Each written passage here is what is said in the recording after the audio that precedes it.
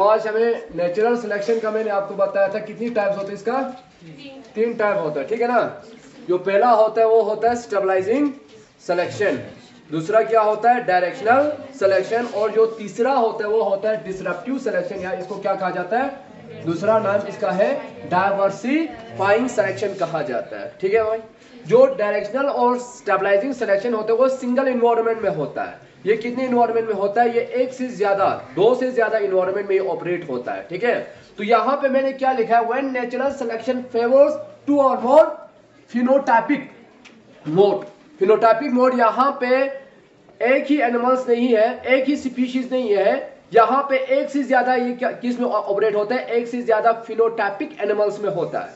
कितने में, एक से ज्यादा फिनोटाइपिक। फिनोटाइपिक का मतलब होगा जिसका स्ट्रक्चर्स क्या है, सिमिलर है, ठीक है ना। ऐसे व्हेन नेचुरल सिलेक्शन फेवर 2 और more phenotypic mode, it is called as disruptive और डाइवर्सिफाइंग सिलेक्शंस कहा जाता है। यहाँ पे कितने में होगा, यहाँ जो नेचुरल सिलेक्शन होगा वो एक से ज्यादा या 2 से ज्यादा फिनोटाइपिक एनिमल्स में होगा। फिनोटाइपिक मोड होता है इसका जो नेचुरल सिलेक्शन होता है, ठीक है। अब यहाँ पे देखो, in this population is exposed to a heterogeneous environment. अब देखो बेटा, यहाँ पे जो एनिमल्स होगा, एक से ज्यादा एनिमल्स होगा, वो एक ही एनवायरनमेंट में नहीं रहेंगे, बल्कि वो डिफरेंट इन्वायरमेंट में रहेंगे। मैं आपको एग्जांपल दूंगा बाद में डार्विन फिंचेस का, तब एग्जांपल से आपको अच्छी तरह क्लियर समझ में आ जाएंगे, ठीक है ना। अब ये क्या होता है, मैंने आपको बताया ऐसे टाइप की नेचुरल सिलेक्शन 1-2 से ज्यादा फिनोटाइपिक एनिमल्स में होता है, या कोई भी स्पीशीज के बीच में होगा, जहां पे स्पीशीज एक नहीं होगा, खुद का एक से ज्यादा स्पीशीज हो, खुद का इसका नंबर एक से ज्यादा होगा, एक से ज्यादा एनिमल में होगा, ऐसे टाइप के सिलेक्शन है ना। वहां मैंने आपको सिर्फ जब डायरेक्शनल सिलेक्शन पढ़ा है वहां पे मैंने बिस्टन का ही बताया ना आपको। यहां पे क्या होगा, यहां बिस्टन का एक से ज्यादा अगर बनेंगे, है ना, यहां पे जो एनिमल है वो एक से ज्यादा है। बाद में डार्विन फिंचेस में देखूंगा उसका जो बर्ड्स का पॉपुलेशन है वो एक से ज्यादा होता है। बाद में इन्वायरमेंट के हिसाब से उसके अंदर क्या आना शुरू हो जाता है, चेंजिंग आना शुरू होता है। वही तो मैंने बताया कि ये 1 से 2 और more phenotypic mode of natural selection है। यहाँ एक से ज्यादा इंडिविजुअल्स होगा, है ना। और दूसरा यहाँ पे क्या होगा, in this population is exposed to heterogeneous environment, मगर ये एक ही सेम इन्वायरमेंट में नहीं होता है। बाद में ये एक से ज्यादा फिनोटाइपिक जो एनिमल्स है वो डिफरेंट इन्वायरमेंट में चला जाता है, तो उसका असर क्या होगा, डिफरेंट इन्वायरमेंट डिफरेंट उस एनिमल पे क्या करेंगे, असर करेंगे, उसके अंदर चेंजिंग आएंगे, है ना। तो यहाँ पे जो डाइवर्सिफाइड सिलेक्शन होता है वहां पे एक तो 2 और मोर डिफरेंट फिनोटाइपिक इंडिविजुअल्स होता है। दूसरा यहाँ पे क्या होता है, यहाँ पे जो इन्वायरमेंट होता है वो बिल्कुल सिमिलर नहीं होते, वो डिफरेंट इन्वायरमेंट होता है। डिफरेंट को क्या कहा जाता है, हेटेरोजेनस इन्वायरमेंट कहा जाता है। तीसरा यहाँ पे बताया, this lead to different selection pressures in different areas, it also lead, जिसकी वजह से क्या होगा, जेनेटिक डाइवर्जेंस होगा, जेनेटिक डाइवर्जेंसी भी होगा, जेनेटिक सिस्टम भी उसके अंदर क्या होगा, चेंज होगा। मगर हर एनिमल में जो जेनेटिक सिस्टम होगा वो अलग होते जाएंगे, तो डाइवर्सिटी बना कि नहीं। इसको क्या कहा जाता है, this selection also called as genetic divergence भी कहा जाता है। इसके बाद यहाँ पे क्या होता है, this initiate the process of, किस प्रोसेस को इनिशिएट करता है, एडाप्टिव रेडिएशन को इनिशिएट करता है, जिसको दूसरा नाम डाइवर्जेंट एवोल्यूशन कहा जाता है। तो मैंने आपको बताया यहाँ पे 2 और more phenotypic mode of individuals होता है, ये 2 से ज्यादा एनिमल में ये सिलेक्शन क्या होता है, ऑपरेट होता है। दूसरा यहाँ पे मैंने बताया, यहाँ इन्वायरमेंट क्या होगा, सेम नहीं होता है, हेटेरोजेनस इन्वायरमेंट होता है, डिफरेंट इन्वायरमेंट होता है। एनिमल की बेस पे जो इन्वायरमेंट होता है वो क्या होते जाता है, डिफरेंट होते जाएंगे। एग्जाम्पल दूंगा मैं, अगर वी आर ह्यूमन बीइंग, एक ह्यूमन चला जाता है अफ्रीका में, वो क्या बनते जाएंगे, ब्लैक इन कलर बनते जाएंगे ना। एक जो है वो चला जाता है यूएस में, साउथ अमेरिका में चला जाता है, उसका कलर क्या बनेंगे, अलग बनेंगे। और एक लद्दाख में रहेंगे तो उसका कलर क्या होगा, अलग होगा ना।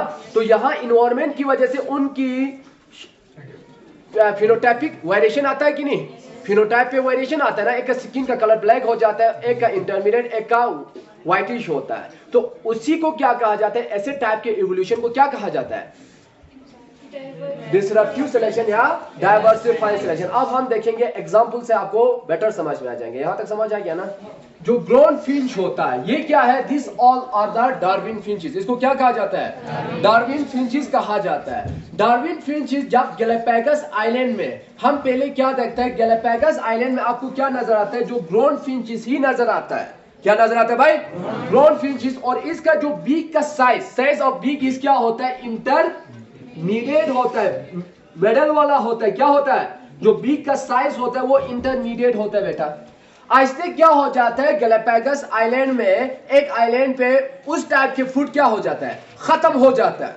ठीक है, तो उस गैलापागोस आइलैंड में 13 आइलैंड्स होता है। एक इसके बाद क्या होता है, इसी एनिमल का एक बार चला जाता है, इसमें पॉपुलेशन ज्यादा होगा, 100 बर्ड होगा, 100 में से 10 चला जाता है यहाँ पे, दूसरे आइलैंड पे चला जाता है, इस आइलैंड पे चला जाता है ना, और दूसरा बर्ड और 10 यहाँ पे चला जाता है भाई, और 10 यहाँ पे चला जाता है, और 10 यहाँ पे चला जाता है, और 10 यहाँ पे चला जाता है। अब बोलो यहाँ पे 20 यहाँ चला गया, 20 यहाँ चला गया, 100 था ना, क्योंकि यहाँ फूड क्या रहा, जो इंटरमीडिएट बिग है उस टाइप के फूड यहाँ पे नहीं रहा।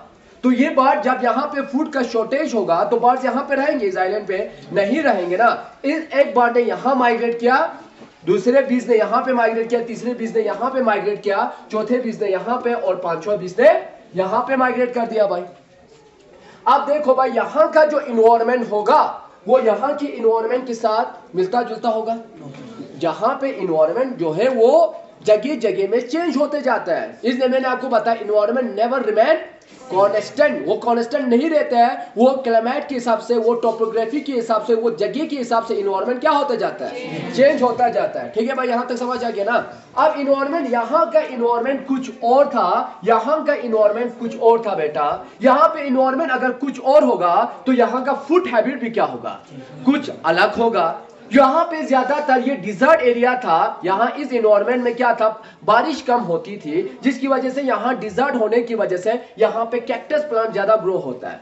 अब ये बर्ड क्या करता है, ये डार्विन फिंच, असल में इसका ओरिजिन यहाँ से हुआ, जब ये माइग्रेट करके यहाँ चला गया, आहिस्ते आहिस्ते इन्वायरमेंट के हिसाब से वो अपने अंदर क्या लाता है? चेंज लाता है। जो मैंने आपको नेचुरल सिलेक्शन में पढ़ाया कि जब इन्वायरमेंट चेंज होता है तो एनिमल अपने अंदर क्या लाने की कोशिश करता है? चेंजिंग लाने की कोशिश करता है। इस बीक के डीएनए में चेंजिंग होता है, बाद में ये बीक मॉडिफाई हो जाता है। अब ये बीक ऐसा काबिल होता है कि वो सिर्फ कैक्टस को खा सकता है, दूसरे चीज को नहीं खा सकता है। अब ये बीक जो है, this is the cactus feeding beak of birds, ये कैक्टस को ही खाएंगे। इसका ऐसा पहले ये ग्रोन खाता था, ग्रोन के अंदर जो भी कीड़े वीड़े मिलता था या इंसेक्ट मिलता था वही खाता था, या लार्वा खाता था इस इंसेक्ट का। अब ये किसको खाता है? कैक्टस प्लांट को खाता है। यहां तक समझ आ गया?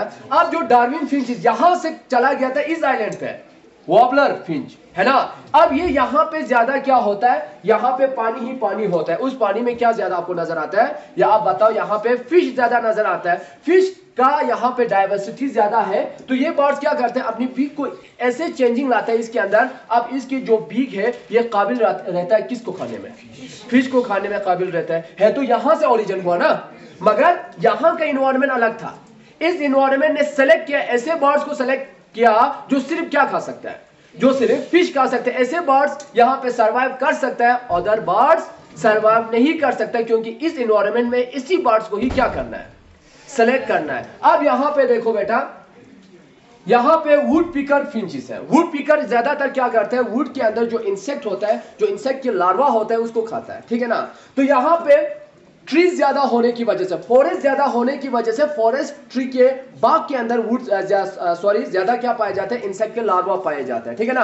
अब ये बर्ड्स क्या करते हैं, ये अपनी बीक को ऐसा स्ट्रॉन्ग करता है, बाद में इसकी बीक के अंदर चेंजिंग आता है। चेंजिंग आने के बाद अब इसकी बीक ऐसे काबिल रहता है कि ये बाग को तोड़ के उसके अंदर जो क्या होता है, लार्वा होता है, उसको खाना शुरू कर देता है। अब इसका बीक और इसकी बीक में क्या आ जाता है, आसमान और जमीन का फर्क आ जाता है भाई, डिफरेंस आ जाता है। क्यों? Because due to environment. Environment की वजह से, इन्वायरमेंट की वजह से ही क्या होता है, नेचुरल सिलेक्शन होता है। इसकी बात मैंने आपको बताया, इंसेक्टिवरस फिंचेस, ये बर्ड्स क्या करते हैं, यहाँ पे इस एरिया पे, इस इन्वायरमेंट में इंसेक्ट का पॉपुलेशन क्या होता है, ज्यादा होता है। तो ये बर्ड्स क्या ज्यादा ईट करता है, क्या खाता है ज्यादा, इंसेक्ट को ज्यादा करता है। इंसेक्ट को ज्यादा खाने की वजह से ये अपनी बीक के अंदर क्या लाएंगे, चेंजिंग लाएंगे ना। क्योंकि बीक जो ये जो है, ये जो वुड पिकर फिंचेस ये क्या कर सकते हैं, वुड को उसके जो बाग उसको नहीं तोड़, उसको तोड़ सकता है, मगर ये वाला बीक तोड़ नहीं सकता है। तो इन्वायरमेंट के हिसाब से, फूड हैबिट के हिसाब से इसको अपनी बीक को भी क्या करना होता है, चेंज करना होता है।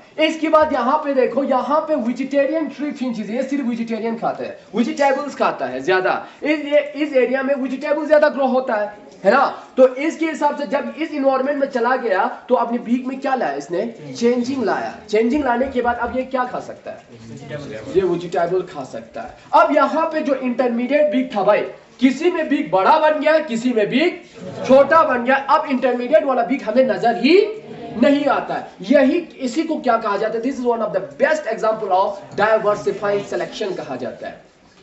इसी को ही क्या कहा जाता है, डिसरप्टिव सिलेक्शन कहा जाता है। मैंने आपको बताया यहां पे 2 और मोर फिनोटाइपिक इंडिविजुअल होगा, है कि नहीं। इसकी बॉडी का स्ट्रक्चर बिल्कुल सिमिलर है, इसका भी सिमिलर है, इसका भी सिमिलर है, इसका भी सिमिलर है, बॉडी का बाहर का स्ट्रक्चर बिल्कुल सिमिलर, कोई डिफरेंस एक चीज में है। किस चीज में, इसके बीक में डिफरेंस है, बीक में चीज में डिफरेंस है, एक ही चीज में डिफरेंस है, एक तो बीक में डिफरेंस। इसके बीक में क्यों चेंज आया, बिकॉज ड्यू टू इन्वायरमेंट। और हर इन्वायरमेंट यहाँ पे सेम है कि डिफरेंस है, इसलिए मैंने बताया वहां पे जो ये ऑपरेट होता है, it operate in heterogeneous environment, ये हिट्रोजीनस इन्वायरमेंट में ऑपरेट होता है। अब जो यहाँ पे इंटरमीडिएट बीक होता है वो नहीं रहता है, वो नहीं रहता, बल्कि कौन सा, या इसमें से इंटरमीडिएट से या तो बड़ा बीक बनता है या तो छोटा बीक बनता है भाई। मगर इंटरमीडिएट वाला यहाँ क्या हो जाता है, इंटरमीडिएट वाला यहाँ पे खत्म हो जाता है, पेरिश हो जाता है। यहां तक समझ आ गया ना। इसी को क्या कहा जाता है, this is one of the best example of diversified selection, या इसको क्या कहा जाता है, डिसरप्टिव सिलेक्शन कहा जाता है। अब नीट में ये पूछा जाएंगे, और दूसरा जो है, जो चार्ट मैंने आपको बताया ना, वो पूछा जाएंगे। अब मैं वो आपको दूसरा वो चार्ट दिखाऊंगा। यहां तक समझ आ गया ना। है ये इसका ग्राफ है, ठीक है ना, या स्ट्रक्चर या ग्राफ ऑफ डिसरप्टिव सिलेक्शन या स्ट्रक्चर ऑफ डिसरप्टिव सिलेक्शन।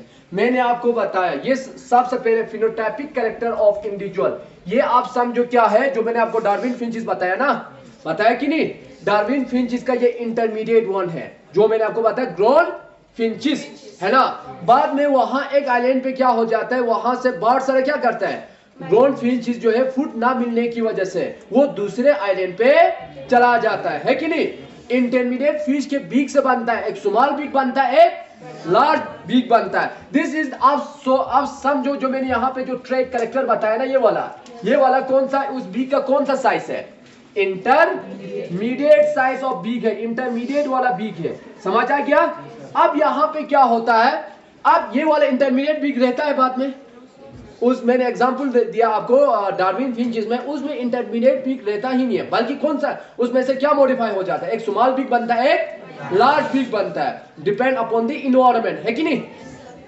ये वाला जो है ये स्मॉल साइज बीक है बेटा, ये क्या है, स्मॉल साइज बीक है। और ये क्या होता है, लार्ज साइज बीक। इन इस इंटरमीडिएट बीक में क्या हो जाता है, ये खत्म, वेनिश हो जाता है, ये खत्म हो जाता है ना, या पेरिश हो जाता है। बाकी कौन सा रहता है, इसमें से एक आइलैंड पे स्मॉल बीक बनता है, और एक में अगर जाके देखेंगे तो दूसरे इलाके में जाके देखेंगे, दूसरे गैलापागोस आइलैंड पे जाके देखेंगे तो वहां क्या बनता है, लार्ज बीक बनता है। मगर ये लार्ज बीक इसमें क्या होता है, इसमें भी इंटरमीडिएट होता है। मगर जो इंटरमीडिएट वाला था, है ना, लार्ज और स्मॉल के बीच में इंटरमीडिएट वाला होगा ना, medium size, small, medium, large. जो मीडियम बीक होता है वो क्या हो जाता है, बिल्कुल वैनिश हो जाता है, खत्म हो जाता है। वही तो मैंने आपको यहां दिखाया, जो स्मॉल बीक है यहां से क्या हो रहा है, वैनिश हो रहा है, और जो लार्ज और स्मॉल बीक था वो क्या हुआ, इसका नंबर बढ़ गया कि नहीं भाई।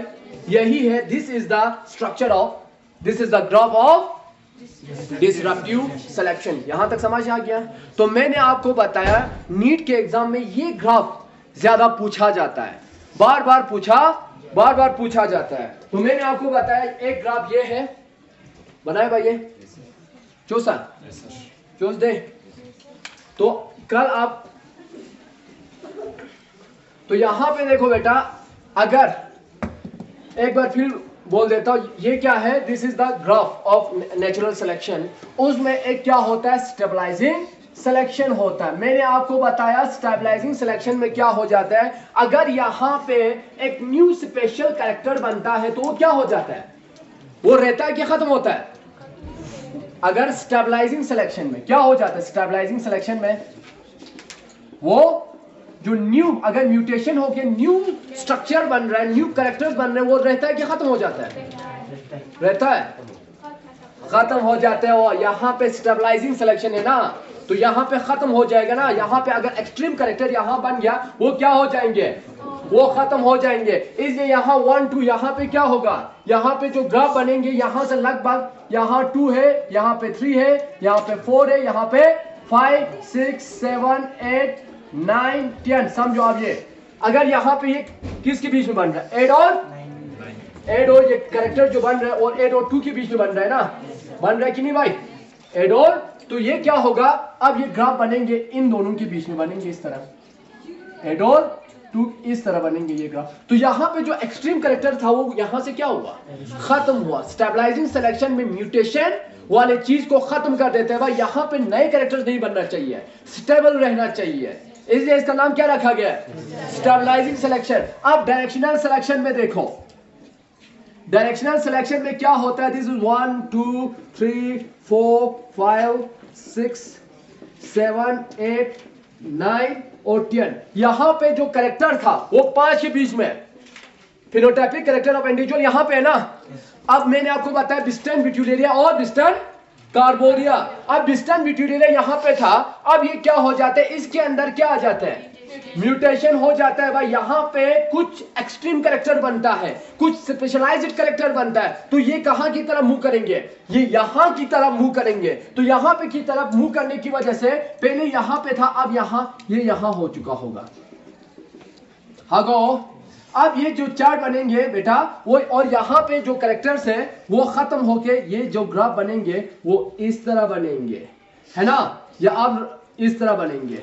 तो पहले यहाँ वो जो कैरेक्टर था वो यहाँ 5 पे था ना, अब ये आगे की तरफ मूव हुआ कि नहीं, ये 6.5 के बीच में पहुंच गया। तो ये कौन सा कैरेक्टर है, कौन सा डायरेक्शनल सिलेक्शन है, नेचुरल, कौन सा नेचुरल सिलेक्शन है, ये डायरेक्शनल नेचुरल सिलेक्शन है। नीट के एग्जाम में इस तरह पूछा जाता है। और तीसरा जो है वो क्या है, अगर एक ग्राफ आपको इस तरह नजर आ रहा है, इस तरह, फिर इस तरह, फिर इस तरह, फिर यहां पे 1 2 3 4 5 6 7 8 9 10, इन ये कौन सा सिलेक्शन है, फिर ये डिसरप्टिव सिलेक्शन है। यहां पे ये दो डिफरेंट इन्वायरमेंट में ऑपरेट हो रहा है। यहां का इन्वायरमेंट जो बीच वाला इन्वायरमेंट अलग है, यहां का इन्वायरमेंट अलग है, और यहां का इन्वायरमेंट अलग है, क्योंकि ये सेम इन्वायरमेंट में ऑपरेट होगा, ये डिफरेंट इन्वायरमेंट में ऑपरेट हो रहा है। और जो इंटरमीडिएट वाला था वो क्या हुआ, यहां से खत्म हुआ, इसलिए ये यहां की तरफ जा रहा है कि नहीं। और ये स्मॉल साइज बिग है, ये लार्ज साइज बिग है। तो ये क्या है, this is the stabilising selection, this is the directional selection and this is the stabilising selection. कल नीट के एग्जाम में ये ग्राफ शो करके होगा, क्वेश्चन नीचे रखा होगा। ए जो ग्राफ है वो है, बी ग्राफ होगा, सी ग्राफ होगा। वहां आपको पहले लिखा होगा डिसरप्टिव सिलेक्शन, बी क्या लिखा होगा, स्टेबलाइजिंग सिलेक्शन, सी लिखा होगा क्या, सी लिखा होगा डायरेक्शनल सिलेक्शन। तो अगर लास्ट एक तो सही होगा ना, उसमें से सी लिखा होगा स्टेबलाइजिंग सिलेक्शन, बी होगा डायरेक्शनल सिलेक्शन, और सी होगा क्या, डिसरप्टिव सिलेक्शन। तो सही ऑप्शन कौन सा आएगा, ये वाला आ गया ना। तो इस तरह नीट के एग्जाम या दूसरे कॉम्पिटिटिव एग्जाम में इस तरह क्वेश्चन यहां से पूछा जाता है। ये समझ आ गया ना, बस ठीक है, इसमें काफी है।